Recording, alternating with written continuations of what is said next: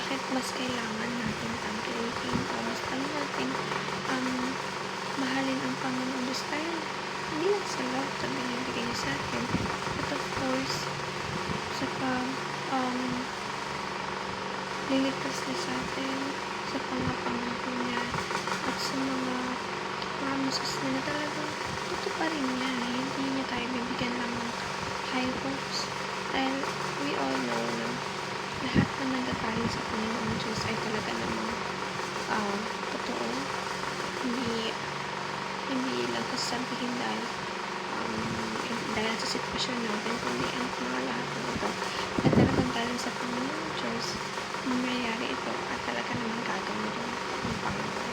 So, kaya lang naman nagkakaroon ng late na pagdating sa kanyang mga blessings dahil hindi naman lahat ng bagay ibinibigay ng Panginoon ng isang bultuhan or alam niya ikasasakit natin. Siyempre ang Lord, nakikita niya yung future natin. Alam niya hindi natin ipaka-healthy yung ganung bagay.